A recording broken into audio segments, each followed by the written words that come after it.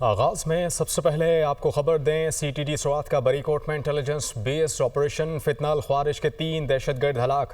فتنہ الخوارج دہشت گردوں نے سی ٹی ڈی ٹیم پر فائرنگ کی جوابی کارروائی میں دہشت گرد مارے گئے۔ سی ٹی ڈی کے مطابق ہلاک فتنہ الخوارج دہشت گرد اجمل پر 20 لاکھ روپے انعام مقرر تھا، 9 مقدمات میں مطلوب تھا۔ ہلاک فتنہ الخوارج دہشت گرد متی اللہ اور رحیم اللہ کا تعلق افغانستان سے تھا۔ اس کے علاوہ فتنہ الخوارج دہشت گرد پولیس اہلکاروں کی شہادت، ٹارگٹ کلنگ اور آئی ای ڈی حملوں میں ملوث تھے۔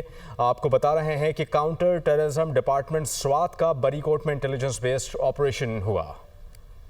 وزیر داخلہ محسن نقوی اور وزیر اعلیٰ بلوچستان سرفراز بگٹی کی زیر صدارت امن و امان سے متعلق خصوصی اجلاس ہوا۔ فتنہ الہندوستان کے خلاف مختلف علاقوں میں سیکیورٹی فورسز کی کارروائیوں پر تفصیلی غور ہوا۔ Inspector general police, I G F C north, D I G C T D, D I G special branch, D G levies شریک ہوئے۔ محکمہ داخلہ اور قانون نافذ کرنے والے اداروں کے اعلیٰ حکام بھی شریک ہوئے۔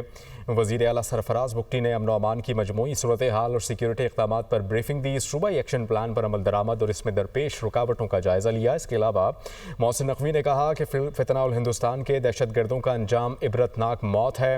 بھارتی اسپانسرڈ دہشت گردوں اور ان کے سہولت کاروں کو انجام تک پہنچائیں گے۔ ریاستی ریٹ چیلنج کرنے والوں کے ساتھ آہنی ہاتھوں سے نمٹا جائے گا۔ اس کے علاوہ دہشت گردی کے خلاف جنگ میں بلوچستان حکومت کی مکمل سپورٹ جاری رکھیں گے۔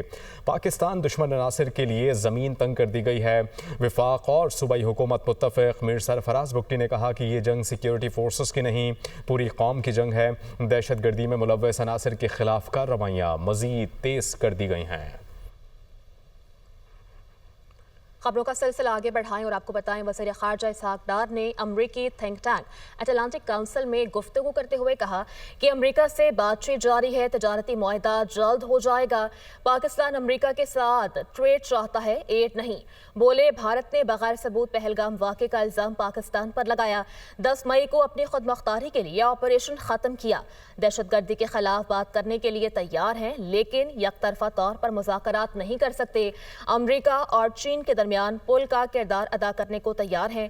سانحہ 9 مئی کے واقعے پر قانون اپنا راستہ لے گا۔ وزیر اعظم شہباز شریف کی زیر صدارت ایف بی آر کی جاری اصلاحات پر جائزہ اجلاس ہوا۔ ایف بی آر میں جدید اور عالمی معیار کے ڈیجیٹل ایکو سسٹم کی تشکیل کی منظوری، عالمی شہرت یافتہ ماہرین کی خدمات لینے کی ہدایت کی گئی۔ شہباز شریف نے کہا کہ ایف بی آر کی جاری اصلاحات کے ثمرات کی بدولت معیشت مثبت سمت میں گامزن ہے۔ صرف ڈیجیٹائزیشن ہی نہیں، نئے نظام کو تقویت دینے کے لیے پورا ڈیجیٹل ایکو سسٹم بنایا جائے۔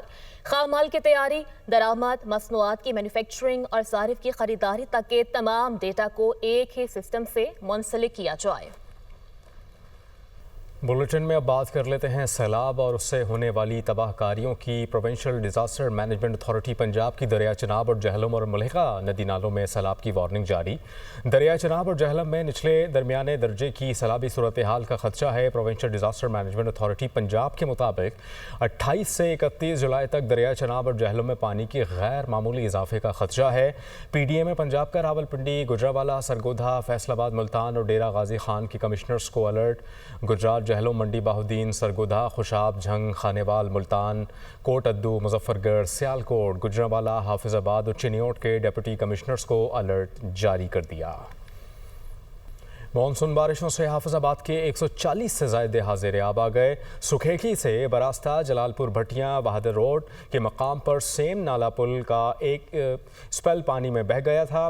وحد روڈ سیم نالا پل کی سلیب کے بہنے سے 20 فٹ کا شگاف پڑنے سے 50 سے 100 دیہاتوں کا رابطہ بھی منقطع ہو گیا۔ اس کے علاوہ سیم نالا پل کی سلیب کے شگاف پر کرنے کے لیے ٹریفک کو بحال کر دیا گیا، جبکہ نتھی اور توتلا کے درمیان بارشی پانی اکٹھا ہونے سے سڑک بھی بہہ گئی۔ ضلعی انتظامیہ نے بارشی پانی نکالنے کے لیے 6 ریلیف کیمپ قائم کیے ہیں۔ ریلیف کیمپ ابھی تک 100 سے زائد افراد کو ریسکیو کر چکے ہیں۔ گورنر پنجاب کی جانب سے سیلاب زدہ علاقے چکوال، جہلم اور حافظ آباد کے دوروں کے بعد وزیر اعلیٰ پنجاب کو خط لکھا گیا ہے۔ سیلاب سے متاثرہ علاقوں کو آفت زدہ قرار دیا جائے۔ خط کے متن کے مطابق جلد از جلد سیلاب سے ہونے والے نقصانات کے لیے اقدامات اٹھائے جائیں۔ سیلاب سے متاثرہ شہروں میں نظام زندگی شدید متاثر ہوئی ہے۔ شہروں کو آپس میں ملانے والے پل ٹوٹ گئے ہیں، سڑکیں بہہ گئی ہیں، لوگوں کو مشکلات کا سامنا ہے۔ غریب لوگوں کے گھر، مویشی اور قیمتی سامان سیلابی ریلے میں بہہ گئے ہیں۔ वज़ीर इत्तलात पंजाब आज़मा बुखारी का गवर्नर पंजाब के खत पर जवाब भी सामने आ गया। उन्होंने कहा कि आपको खुला खत लिखने की कोई ज़रूरत नहीं। माजरत के साथ आपको हर बार आपका आईनी रोल याद करवाना पड़ता है, लेकिन आप गलती करने से बाज नहीं आते।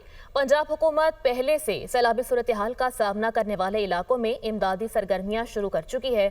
तमाम मामलात हुकूमती कंट्रोल में हैं। आप किसी को हकीकी तौर पर जगाना चाहते हैं तो अपनी जमात और अपनी हुकूमत को खत लिखें।